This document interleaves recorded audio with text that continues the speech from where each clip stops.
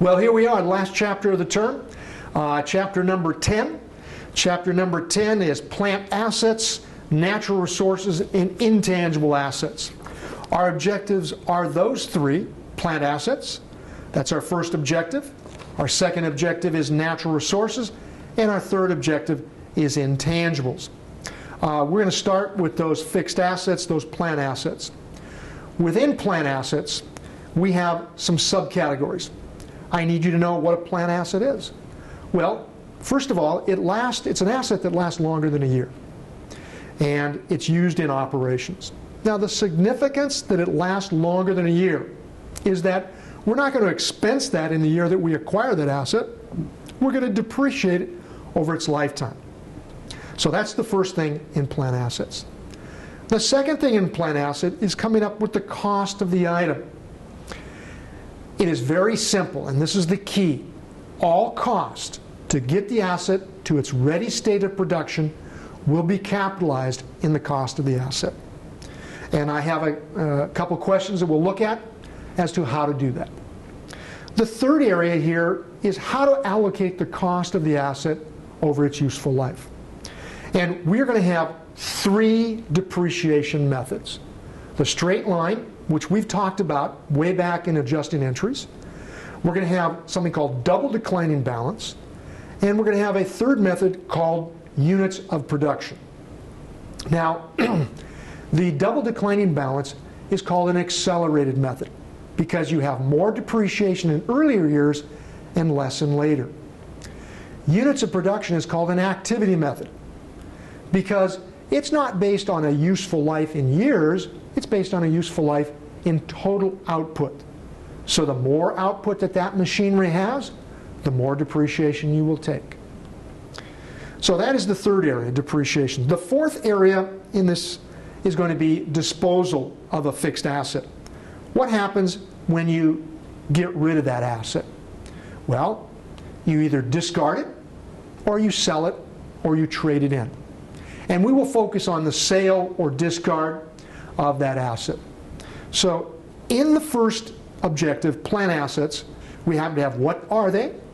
We have to have the cost determination. We have to have the depreciation. And the last in that area we're going to have is the disposal of the asset. There's one other area I failed to mention, and that is occasionally we'll have some additional expenses for the asset. After we acquire it, we have some expenditures that we incur. If it's just a revenue expense, we expense it off. But what if we change that asset significantly? In the handout, I've given you some examples. One would be an extraordinary repair, the other would be a betterment. And I will let you look over that. And we won't actually work any problems on that, but that will be on our last exam. The second objective is going to be that of a natural resource. You need to know what natural resources are. Natural resources would be timber, it would be coal, it would be gravel, things that naturally come from the land. And I have given you an example in the handout that I would like you to go through and work on your own. But we have to allocate off the asset after we acquire it. So if I acquire a stand of timber, when I cut that timber, I'm going to have to expense that off. It's not called depreciation. It's called depletion. And I need you to know, natural resources are depleted. And it's depleted as we sell that natural resource. The third objective are intangible assets. Intangible assets are a long-term right. Intangible versus tangible. Tangible is something that has physical substance. A chair is a tangible asset. You can touch it. An intangible asset is a long-term right, a copyright, a patent, a franchise, a trade name, a trademark. These give you long-term rights. And we only capitalize this if we pay for them. So if we paid for them, we need to allocate that payment cost. We do so, it's not called depreciation, it's called amortization.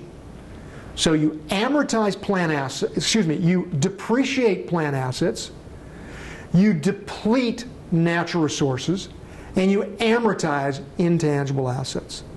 Intangible assets and natural resources are normally depleted on a straight line method. That is going to be chapter number 10.